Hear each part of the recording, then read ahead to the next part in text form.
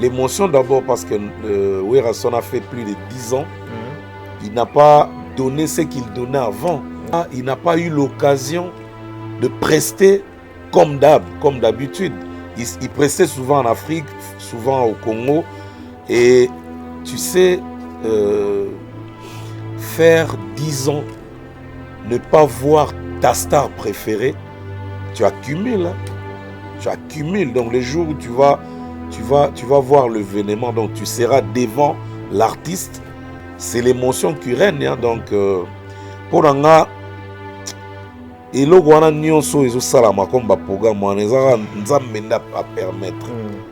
Parce que eloko nga nazoka pasi au moment où nzambe afongoli motema apermettre corona lisusu elobi ngai.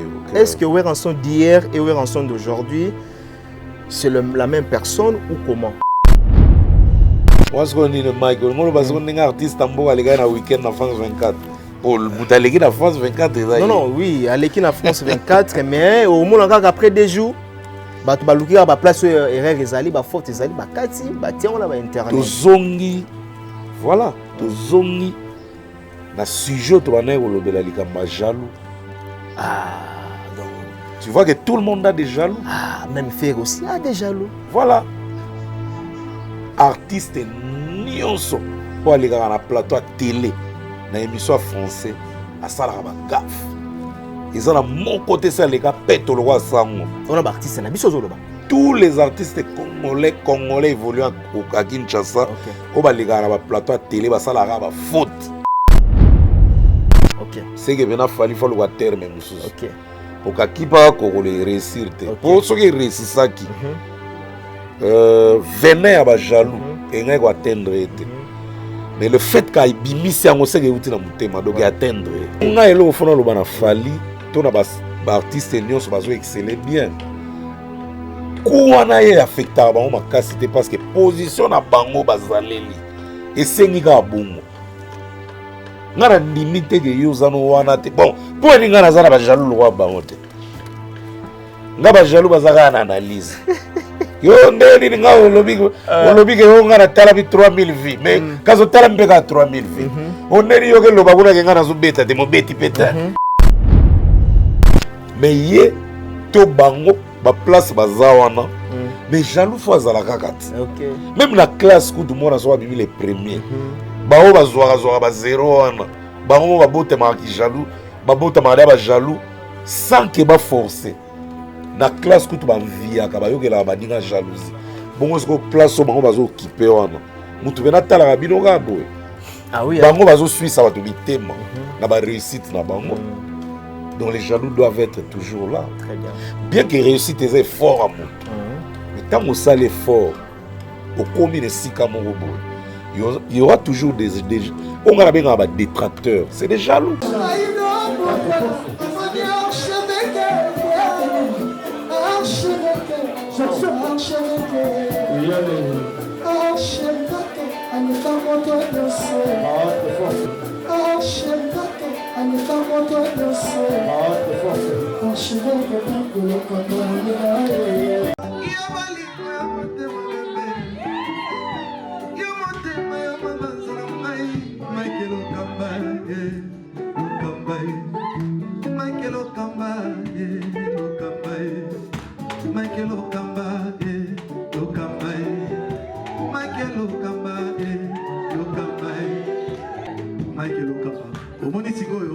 L'artiste, c'est l'improvisation.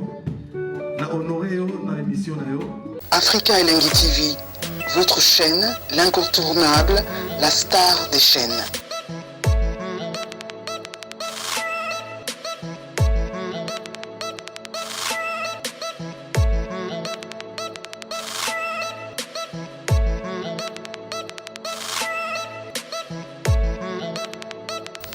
Africa Elengi TV, la magie de l'info.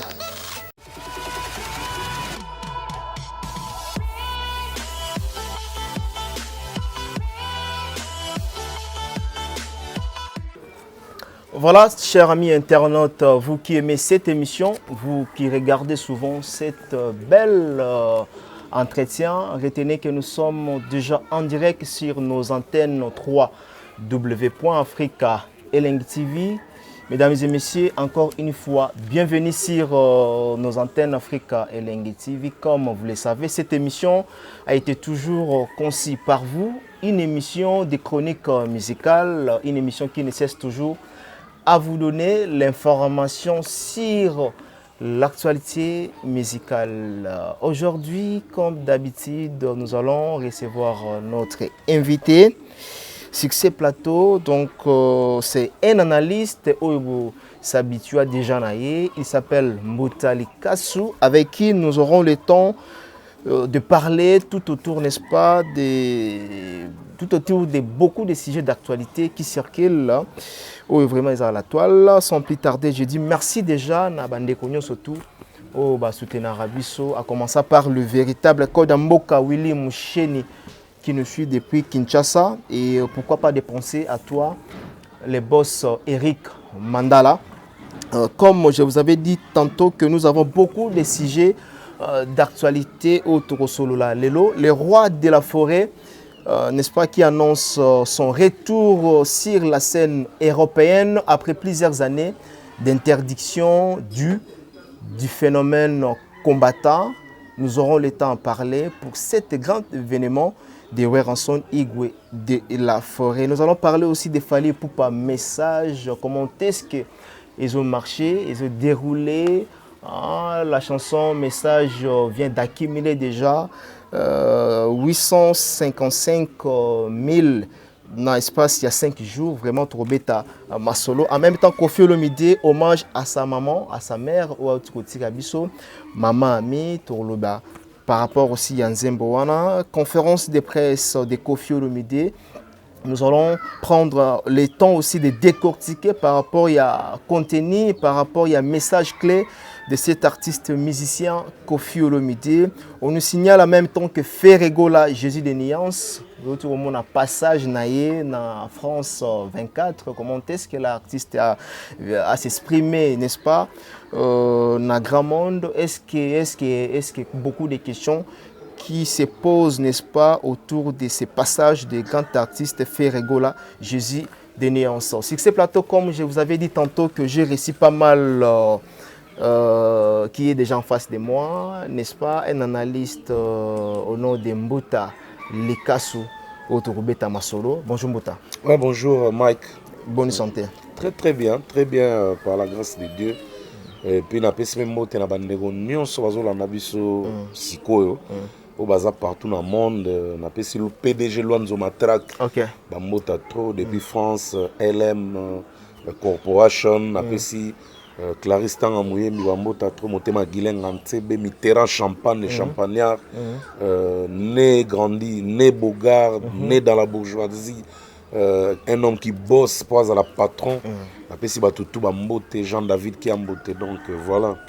Très bien, nous allons entamer directement parce que faut vraiment c'est la moins rapidité parce que contenir voilà, on parle maintenant de Weranson, le roi de la forêt, où tu as annoncé, n'est-ce pas, la conférence de presse, où tu as ça là à Paris, annoncé concert naïe, dans Zénith de Paris, et aux le 12 juin 2021. Votre impression par rapport à un grand événement et qui s'est déroulé très bientôt là?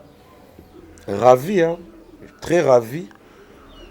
Pour aller la vie dans son trop, oui. Ravi parce que bah fana maison mère bah oumeli na poto au bazar na poto bah ya rabouete bah oumeli bah sali plus de 10 ans bah moni concert il y avait dans ce phénomène na poto té donc ça elo mora bien ngana lingi kutu ba star nyonso o ba marka na o ba beta na mikili na ba oyo ba eko rené au moment où ba combattants en vogue ba beta té babeta bango nyonso na année 2021 et fongola nzela moni tant ba concert za yele puis partout en tout cas lukuta mabe culture na biso mte ma drapeau culture na biso le matalikolo donc naza ravi ya oyoka date wana et puis événement wana ngapo na nga sûr que vient na biso au Bercy voilà mais na CPL peka po Zénith pesa isa maman na salle par rapport il y a ma Bercy. Non, par rapport ou pas, ils ont motivation producteur. ceux qui producteurs bah namoni azui producteur mon camerounais et puis manager mon camerounais oui. Donc ils osent donc oser quand même. Les oser en tout cas le kuta mabe peut-être après date oyo toko zapper surpris na date na place oyo zo souhaité peut-être le monde appelle salo et l'équipe wana. Donc igwa bandana no vient ça bandana poison au moins événement mon vers ça dans village Chintemba oui beau spectacle même chose que spectacle nengwana abaki si sous mon wana pilipili la mémé on a c'est ça que les gens sont en train de demander qu'est-ce qui va se passer le jour là le 21 celui Dieu le veut hein, voilà. Parce que l'on propose Dieu dispose si enfin voilà si aujourd'hui par exemple Weranson a petit concert wana qu'est-ce qui va se passer? L'émotion d'abord parce que Weranson a fait plus de 10 ans. Il n'a pas donné ce qu'il donnait avant. Okay. Il n'a pas eu l'occasion de prester comme d'habitude. Il prestait souvent en Afrique, souvent au Congo. Et tu sais, faire 10 ans, ne pas voir ta star préférée, tu accumules. Hein? Tu accumules. Donc les jours où tu vas voir l'événement, donc tu seras devant l'artiste, c'est l'émotion qui règne. Hein? Donc pour nga eloko wana nyonso ezosalama comme baprogramme wana ezaka nzambe nde à permettre. So eloko nga nazoka pasi au moment où nzambe afongoli motema à permettre corona lisusu elobi ngai ba couvre-feu avant tout, il y a un corona. Est-ce que Weranson d'hier et Weranson d'aujourd'hui, c'est la même personne ou comment? Parce que jadis, auparavant, tu as vu Weranson comment est-ce que Abandaki, la Zayana Bapoulé Naïo, quand même, Bazala qui va influent, Weranson successful. Est-ce qu'aujourd'hui, cette fois-ci, avec Zénith de Paris, dans le contexte, on a maintenant. Tu se retrouver vraiment que plein oyo Weranson a mesana ndeto yebela na ndenga kala ba Bercy a Weranson a kala ba Zénith a Weranson a kala et aujourd'hui enfin na Zénith tu se retrouver le même Bercy. Si tu se retrouver le Bercy na Zénith. Ngana sûr parce que ba fana wera baza vraiment sensibilisé. Très bien. Et puis talaka nde ba yamba ba œuvre nae. Talaka nde ba yamba ba œuvre nae. So yemo mutango en personne siko devant ba on a salle. Et puis ba fana wera baba responsable. OK. Naebi kozolobela na contexte est-ce que ça public mon mixte que na bana mike. Voilà. Mais depuis to bana mona wera. Ba public o ba rezara plus ba public responsable. Bato basomba pe ticket na FNAC. C'est ça. Et puis bato basomba disque physique. Sauf que ba disque physique ça soit en plein té mais soit forta la concert aux angaté. Wera ça la plein. Bato balinga wera basé belé na poto. Et puis bah on a facilité à se déplacer au événement. Donc mutuna mutaza na public nae. Artiste nyon sauté na moko baza na même public. Mutuna mutana jara bato balingaka. Jean Goubala na bato na balingaka e. Mutalika soza na bato na balingaka e. Héritier Watana baza na jara bato na e. Kofi aza na jara bato na e. Soki artiste moko Mike azaki na monopole ba fanatique nyonso. Mais laissez à Betty Stade de France à 5 fois. Les autres là qui sont kabola la public, mutu toi en vague nae ou à memaka. Donc wera ça n'est plein. Na bangi la honte. Voilà. Wera akosala nae plein bonne chance à Igwe de la Forêt et surtout que staff Mobimba cette fois-ci na CPL ngazui manager maintenant manager camerounais producteur aussi du spectacle. Oui, directeur marketing c'est la même personne Dr Pichou Mouzong. Ah directeur ouais. Oui, Dr Pichou Mouzong c'est son directeur ici au pays. Oui. Pour ba fonctionner bon depuis kala. Au mona moni awa o ka kuna za na mutu mobo. Au mona même temps avec ta Bercy wana. Bien que moni bazara directeur de marketing de commercial awa directeur commercial et l'autre monde be CG tout. Mais na poto, oui, razai pe l'équipe banon travaille na bango. À part ne razai na Jean-Pierre ça. Donc, il ngolo bagé ogoza na batuka mon côté ba travailler na yo awa, bango pe ka ba sa na poto za au four au moulin et ça la net que mutako mi moi. Ozomona musale ko mi moi mingi. professionnellement parlant il faut qu'on dispatche wera na yebi na poto za équipe na yebi ya pe wera en équipe mais basankara bazalo kwa baza l'œil du roi déjà ça n'a wana motivation donc je vois une réussite déjà l'événement voilà et puis bana basi bado ba maman na poto bana basi na ebizio niveau baza motivé aux idété hein baza vraiment motivé mais wera na ba fanatique bana basi belé hein là c'est vrai hein enguma wana ba mema ba maman wana na ndimite lelo ba komba fanatique inos bazaka ba fanatique wera voilà très bien espérons que le concert wana les cas ezala bel et bien lieu et surtout que et souhaitons que voilà vague un phénomène comme pardon vague à maladie hein to message là ba phénomène combattant pour ceux qui frapper Mike non il faut frapper tout le monde frapper vraiment tout le monde l'événement ba Kofi aux annuler événement Fabregas na mars aux annuler ba événement ba Fallé aux annuler ba Nino ba Dadju double parc des princes et aux annuler donc bon ils ont une catastrophe naturelle mais on n'a pas le choix on a tout ce comme Nzambe ndengazo diriger biso voilà parlons maintenant de ce single message de Fally Ipupa au Tomoni Yango donc contenu à Nzembo eza jaloux apparemment Fally azo vexé na ba jaloux naie na bato balingaka yete d'abord pour toi na contenu wana aujourd'hui Nzembo wana na espace il y a 5 jours et totalisé déjà le nombre il y a 855 000 votre impression par rapport à l'évolution de Nzembo soki déjà Nzembo et sali autant de vues nena et lingo lobaki bato baotala bientôt là 1 million hein ezaki ba et lingo lobaki mais sauf que ngana za na message mon passé na ba warrior oui les warriors réveillez-vous oui réveillez-vous allure bozalaki nango dès le départ na lelo ezaki bien mais allure nango lelo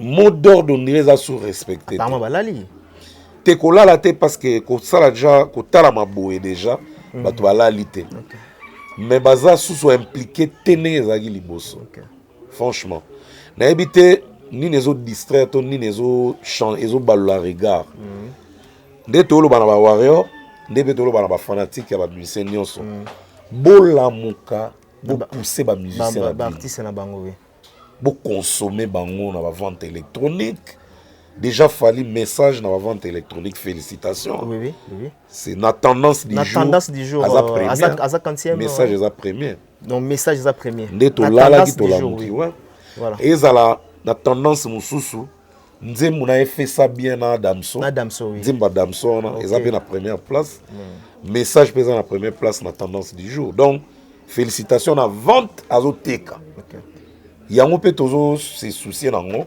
ba mise ba tekaka ke ba lobaka mingi mais il faut pe batala maka mingi peut pousser pe ba sombaka mingi ah oui donc na vitesse à ba vue ba warrior ba tche moi lanterne na éviter pourquoi mais ils doivent se réveiller mais ça va dans l'ensemble ça va dans son ensemble alors toi qui non a continue dans message où il fallait lingaka pesa biso qu'est-ce que vous avez retenir dans Nzembo ya message inquiétude vers ces jaloux ah bon azo s'inquiéter na ndenge ba jaloux bazo landela tout le temps OK mais il doit savoir que Fally doit savoir qu'il y a une position ya bien la musique à Congo voilà et ça nécessite toujours les jaloux très bien et Fally n'est pas le seul à être jalousé. Oui, jalousé. À être jalousé. Très bien.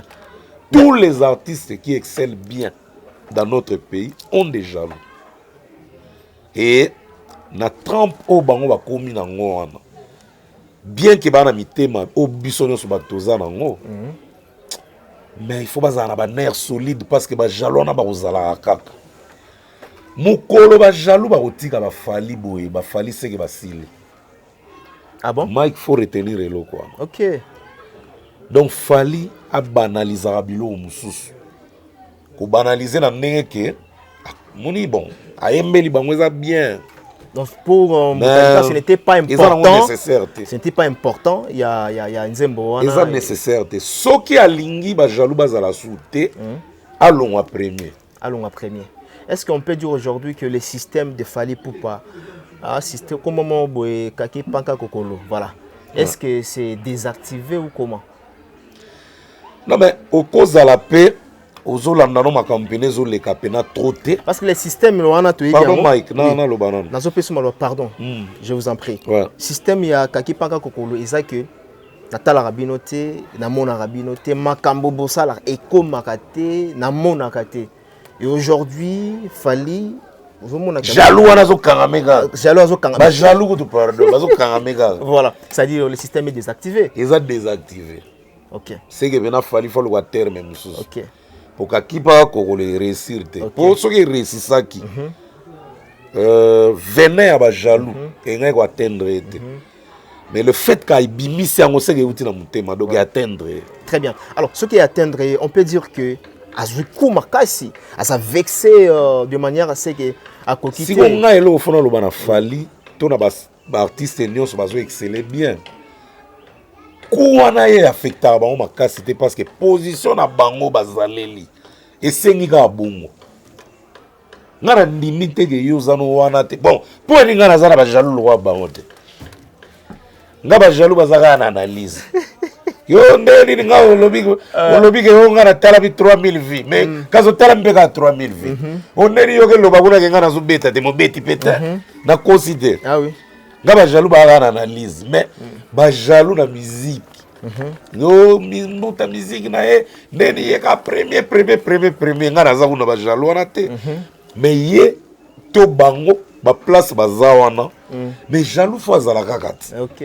Même la classe coup du monde soit bimi les premiers bao bazwa ba zéro wana bango ba bote ma ki jaloux ba bote ma ba jaloux sans que ba forcer na classe coup ba via ka ba yokela ba ninga jalousie bongo ko place bango bazo occuper wana mutu bena tala ka bino ka boy. Ah oui. Bango bazo suivre ça ba to bitema na ba réussite na bango.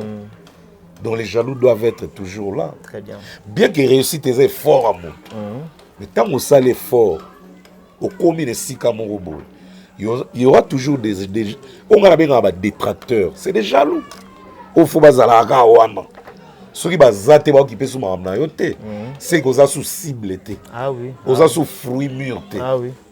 Donc on est comme dans un mawa. C'est aussi aujourd'hui ndenge batbazolo ba bon, ce sont les gens hein, quand peut-être yozo n'a que le but détracteur hein, c'est les jaloux hein. Voilà, ce sont les jaloux ndenge zolo ba awa tozo ka ba propos pe bande comme mususu ba zolo ba Fally Ipupa atteindre vers sa carrière ceci c'est là manque d'inspiration non qui ont pas essayé manque d'inspiration aujourd'hui Fally à se laisser faire bon c'est les aussi va détecter qu'aussi la que nini atteint apogée ni zo bala bini atteint vers sa carrière. Vers sa carrière, c'est quoi? Ça veut dire quoi? Ça veut dire comme dans sa carrière. Bon, ce qui c'est le détective, il fallait comme dans sa carrière. Détective, voilà ce qu'on pas na yemo relaxiner. Et pas na yemo. Détective, voilà ce qu'on sonne de relaxiner. Il y a ça ce qu'on a positionné. Pour cela, apparemment, il bosse plus, il fait que parler. Il bosse plus. Il est vraiment déconcentré. Et ce qui a une mesure, appareil de mesure, il y a aussi la basique bat. A tchango pa muninga na ya santé pour Fally na minito na Céléo Fally mdana succès. C'est là succès. Il doit bosser. Bato bazo aider Céléo te, eza bato ba sepela ndenge a lo ba propos wana. Ah bon? Mais sans œuvre utile. Bazo aider te, Céléo c'est un artiste. Faut ba aider plutôt que amata à travers ba œuvre. Qui a comme téléspectateur, il y a Ninga. Mais comme il a remporté un trophée. Il a remporté un trophée pour le problème est mais si vous prenez un trophée, il y a jalousie. Prenez un jalousie, il y a un trophée. Avant de calmer, à se concentrer dans le boulot et non les à côté. Les à côté, on est foutu à la montagne. C'est à côté de moi, ma casse, na ma sala. À côté de moi, ma casse, na ma invitation à la musique, na ba prestation, na ba belé belé. Moninga zo beta, yo ato jalousie et ça ni. Ce qui pour lobby que fallait ça jaloux na yo. Pour me hâte. Yé pas yembinze mo. Ah ça nzembo. Ah yembinze mo na mona on ben internet. Yé pas yembi jaloux. So on a les deux jaloux, o e ko marcher mieux. C'est que oui marcher t'es vrai jaloux né wana zigo. selon moi. Ok. Donc il souffre pour rien. Il Tout le monde fallait nous t'affronter la porte à travers cette chanson. Tu as un débat dans la boutique. Tu vas encourager Céléo. Tu vas aider. Comment a-t-il détecter que Jaloua n'est pas? Très bien. C'est qu'il se positionne là. Voilà. Donc, normalement, il fallait à Eminzembo. Oui, jaloux, oui. Il est a ciblé. Mais biso auto talent auto éviter. Mike, on a eu un email là. Tu éviter. Il y a réponse à son phone, un message à son phone, na intimité na emamni na monaka. Peut-être il y a jaloux. Ce qui c'est le à se choisir yemoko qui est né jaloux. Monter que ça distraction. Très bien. Et apparemment yomokozomi kiti ça. Yomokozomi cha wera lobelo omonso na ba bengote ko za présent on m'a présenté. Pourquoi alors amicha wana? Ngana osepela tendenga amiche. Komicha. Ata batu ba lobby akobeta on pe kara. Pourquoi amiche? Donc, on que yé jaloux. Et pourtant, on n'a pas besoin de ça. On n'a pas besoin de ça. Même yé mon jaloux. Bon, on que y a ça la fora sur passant. Voilà, donc jaloux na peu na ça la émission té. Ba que non, boy té. C'est important tout ça. Voilà. Et donc c'est important, le texte, il a fait lui-même à proposer son texte. Mais résultat, il y a un zémbango. Elle va venir sur mon papa, elle m'a maman autotika.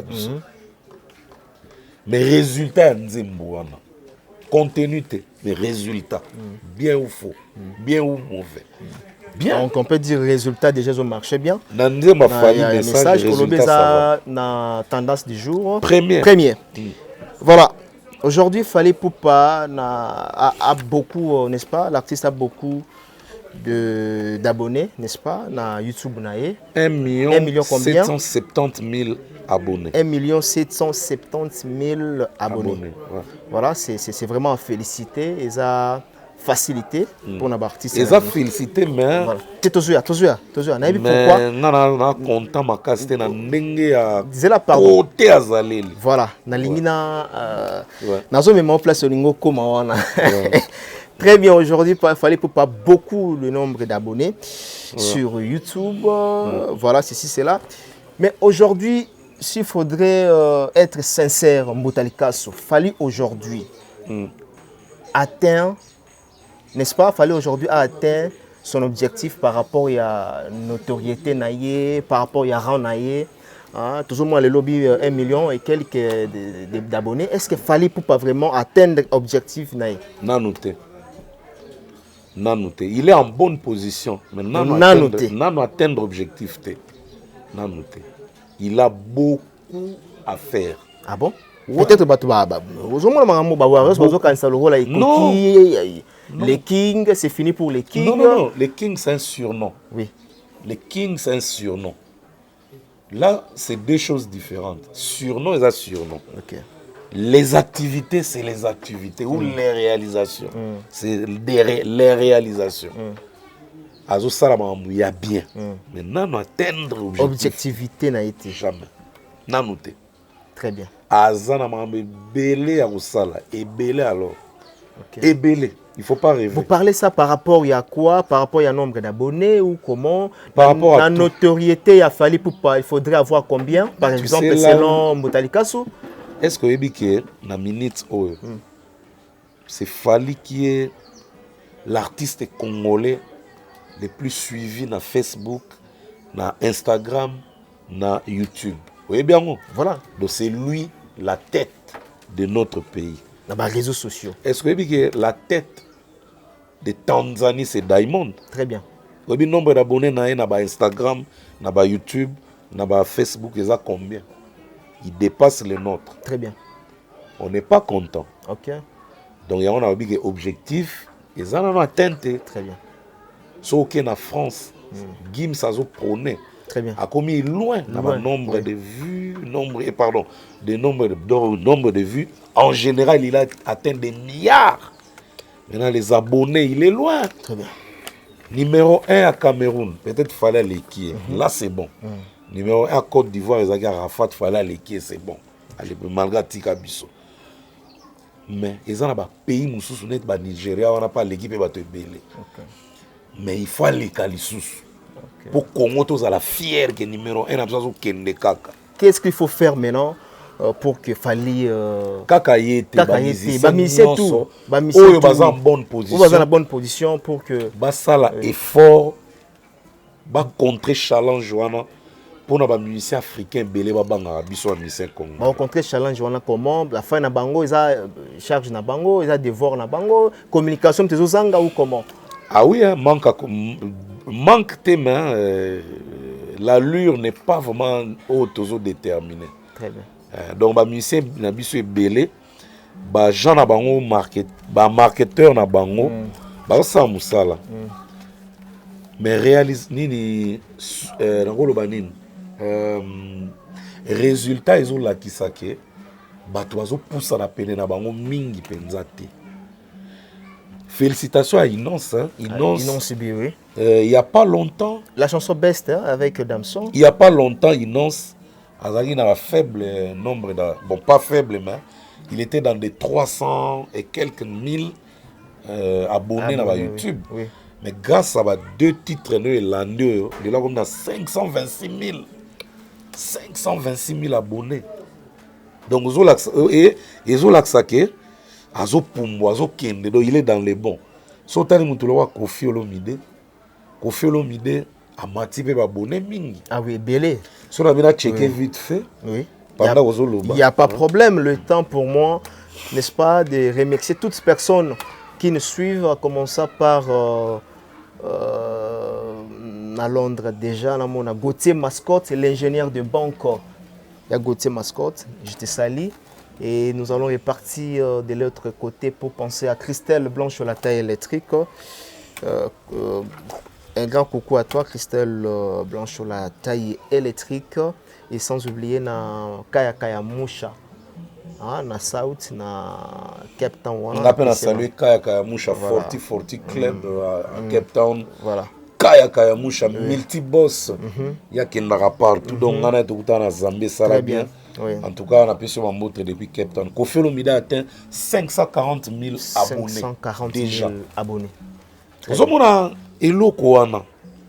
Eloko wana ne yango to wana besoin. Le but au moni Kofi par exemple 4 millions. Donc, pour comprendre Mike. Ouais. Donc, si tu as payé Inonce, au moni côté rêvé 526 000 abonnés. Okay. Donc, ça sonne bien. Au Tali Kofi 540 000 abonnés. Ça sonne bien. Très bien. Au Tali artiste Mboka. Bien, Babi Koleleki. Moi, moi, Jean. Depuis que je suis Bimaki, 210 000 abonnés. 210 000 abonnés. Voilà. L'évolution. Le Yangone. Donc, Balembate, toujours Balamoussara, fanatique, internaute, tout ça. Et ils ont la bango, ils ont la soukali. Tant bazo lo bango. Marketeur, peut basalaper moussala, balamoussaraper batou. Balembate, ils ont moussala mon passe, mais balembate. Très bien. Avant toute la question, j'aimerais savoir que peut-être mécanisme na langue française ou bien langue anglaise ou encore d'autres langues internationales où peut-être bazalara ignorant. Est-ce qu'aujourd'hui c'est ainsi important musiciens congolais yamboka na biso awa ba maîtriser la langue internationale? C'est important, mais c'est obligatoire. C'est important, mais c'est obligatoire. C'est pas une obligation. Nous avons des circonstances, des obligations. Nous avons des circonstances, nous avons des circonstances. Aux interprètes. Aux interprètes. Aux interprètes, mais yo moko so sepela l'interprète, c'est bon. Mais quand on a un interprète, ils ont pèse émotion. Très bien. Ah oui. Pèse émotion, ça yo moko. Oyo loba na émotion, oyo zo bima la kati na yo. Interprète à l'oloba. Voilà, ba gestuel, ba mebele donc interprète en ça la faut mais yo mo kaka. Mais ils ont obligatoire. C'est pas une obligation. Mais ba fan faut ba yo kayo. Très bien. Faut ba yo kayo. Bon aussi quand on zo loba bon français que ça soki nini soki il faut artiste congolais lo bango kaka. Bon autant de Kenya, ba mboka mzozu chance okebeta na Botswana mais oyebi anglais te. Au ça l'interview na langue. Pour le bagage en français va traduire en anglais. Mais il y a des courageux artistes où bah ça la effort de rien. Na école pe ko lo anglais à lobby en opé. OK. Même ngai na yeba anglais te na ba premier voyage na ça na ba pays anglophone na yeba anglais te na yekola ngo donc na yekola ngo aussitôt na mo kende na yekoli pa pe na maîtriser ngo moi moké, c'est-à-dire que conscience professionnelle aussi aux alai nango en même temps la volonté. Oui. La communication na ba faute. Mais message ezoleka. OK. Donc oloba langue eza volonté mutu na motivation mutu. Mais pour na ba fan parce que ceux qui déjà musique ne côté ba frontière nyonso et ngolo ba ozana ba fan anglophone, on a ba fan francophone, on a ba fan lusophone, on a ba fan un peu partout. Yo moko siko no foyeba tant on ça la direct dans la Facebook, il faut interprète. Tant on ça la direct na ou bien on poster na ba Instagram tout, pour sa communication mobo, il faut interprète. Donc faut le ba yo moko. Donc il y a un motivation que mon apprendre quand même là. Très bien. Et on a fait ça, bah tout le monde a Kofi, bah tout le monde a Inonce.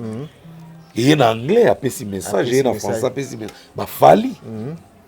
Vous avez héritier. Bah Fabregas. Mais artiste de mon côté, azang a reçu l'erreur. Oui.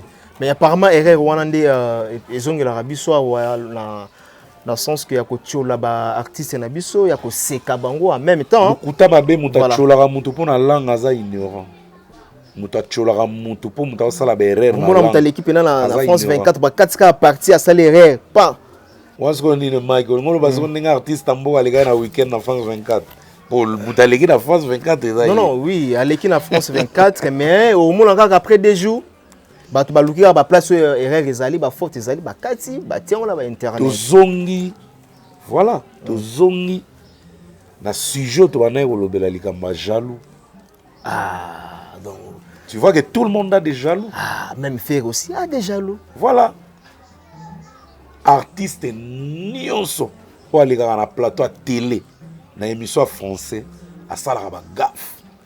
Ils ont mon côté ça les gars pète le roi sango. On a des artistes na biso zoloba. Tous les artistes congolais évoluent à Kinshasa. Au bas les gars na ba plateau à télé ba sala ba faute. Très bien. Misu ba faute na les gars vite fait pour bana tonalité makasi. Et on a s'appelé la Fabregas. Bazana nini aussi nini. Et on a s'appelé la Fabregas. Oui. Fabregas a lingara comme maintenant wesh frérot.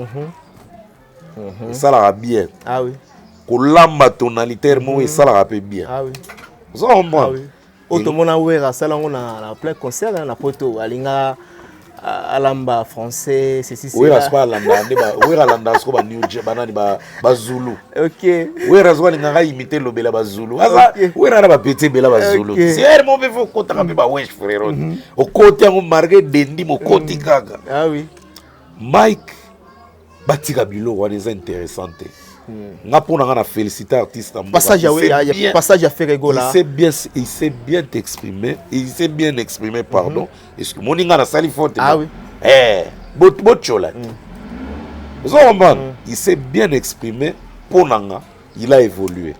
C'est une évolution artiste par rapport il y a Ferré à Kala et aujourd'hui. Artiste Mboka, il y a interview na Claudicia il y a 2007.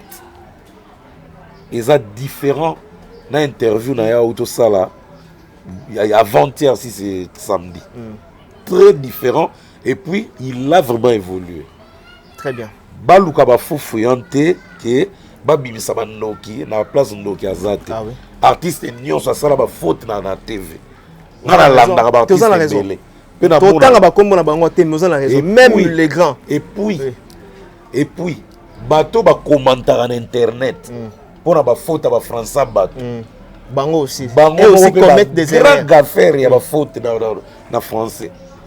Et puis landaka ba commentaire belo mona na ba faute na ba commentaire. Ce que c'est comme pourquoi yo mon sa faute na commentaire. Ils ont a tina monte. Voilà, tout un message il y a Ferrego là, n'est-ce pas? Lors de son passage sur France 24, Ferrego là à lobby. J'ai essayé un peu d'échanger à la rumba et à la modification des autres par rapport à Regarde-moi. Qu'est-ce que vous en pensez? Mais oui, il est dans les bons. ça annonce les couleurs. Il y a disque il y a une musique urbaine. Il a changé, effectivement.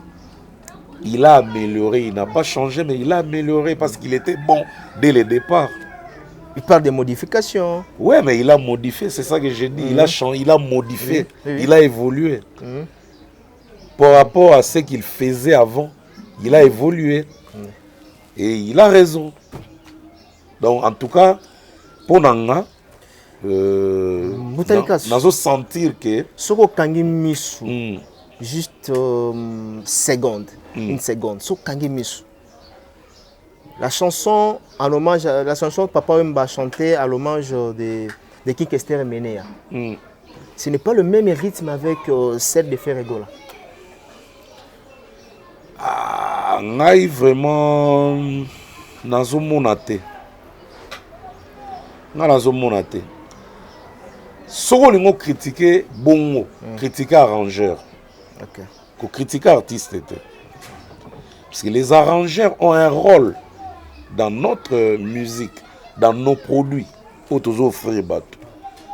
C'est pas nous les artistes qui créons des rythmes ou les beats ou le genre de la musique. Les arrangeurs sont permanents pour nous.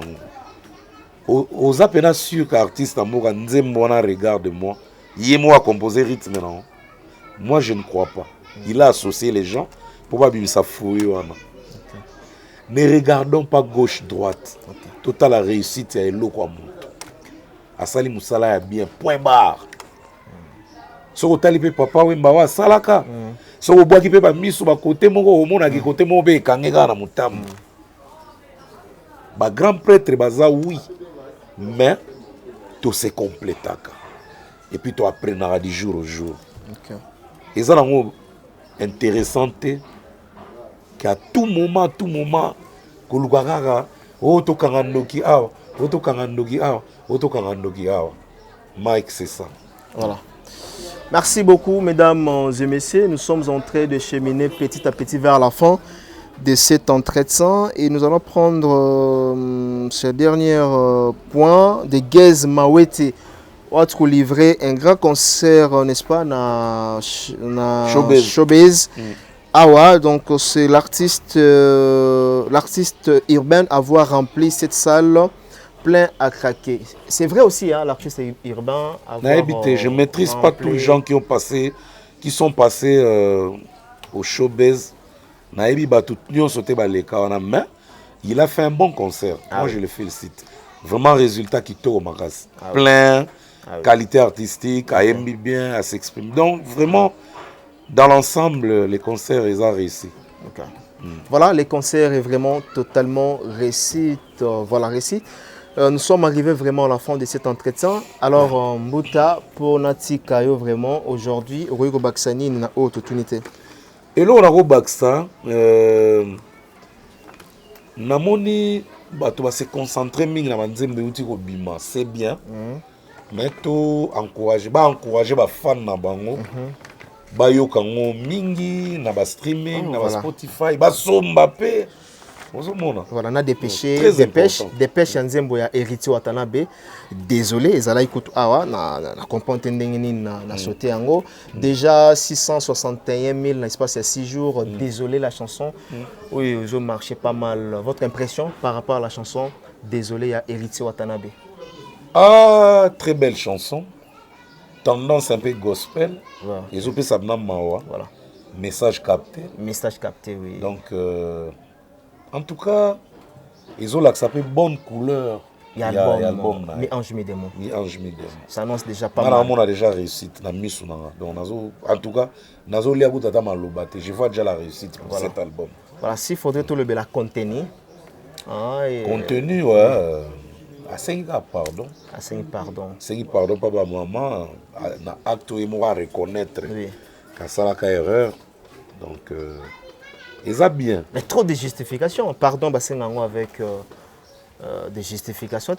Oui, kilo li kamane zaina. Faut me se justifier. likamonaki kilo ya Mike nayebi nano eyela o te nayebi tozala na mwana Mike kutu na soutenir ye na moment ya tika ya bibisa émotion na yaza moto tika bibisa émotion na ye mais na kati so olandi même na nzembo message fallait abibisa émotion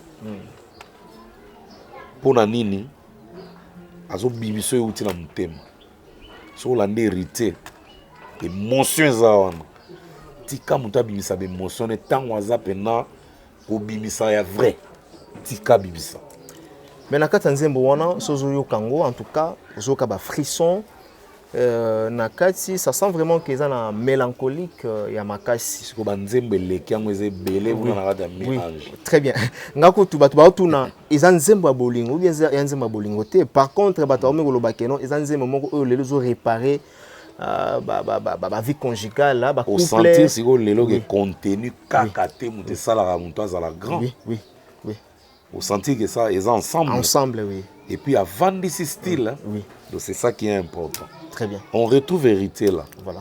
Quand on est tous na bem, tono zelandais mni na ko larguer so comme annonce sa couleur. Ils ont choix moko malamu. Ngana sepelia. Très bien. Écoute mabe. Félicitations Wata. Voilà. Alors vague nango aujourd'hui na Kinshasa, c'est comment? Et yokana. Très bien. Ezo yokana.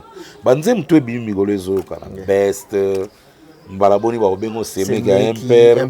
Oui. Rebo Mote, bonjour. Regarde-moi artiste en Mboka. Et ça, message, allo téléphone, Olandi, best, Gaz Maweteo et Bimagi à jaloux. Jaloux aussi. En tout cas, bientôt, Pézou jaloux à Dadju, Nafali.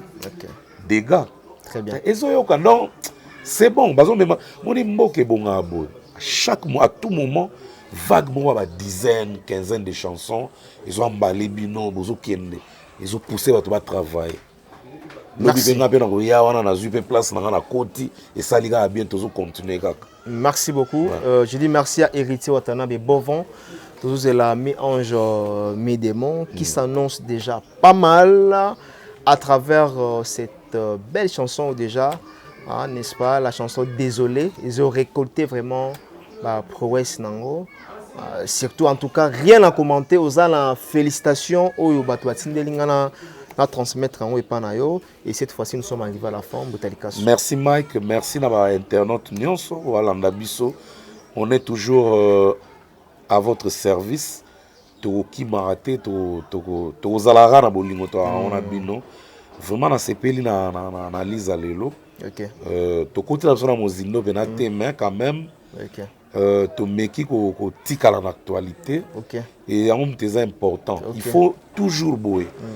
Ceux qui peuvent critiquer ça pour ça la critique Mike tu as un numéro nanga. Oui, obligé. Obligé. Important obligé oui. En tout cas on attend ça. Très bien. On attend ça.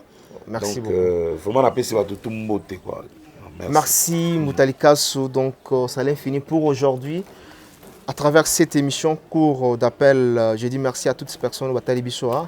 Et nous allons vous retrouver encore une fois prochainement avec notre invité, bien sûr Moutalikasso. À la prochaine, c'est parti, bye bye.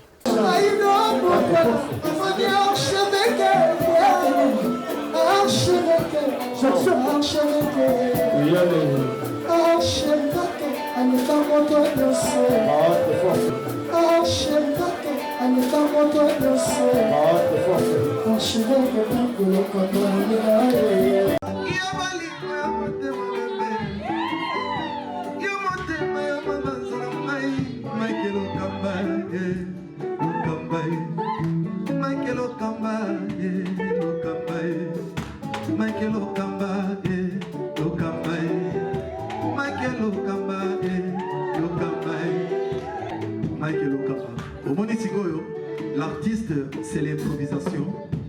Na honoré na émission na yo. Africa Elengi TV, votre chaîne, l'incontournable, la star des chaînes.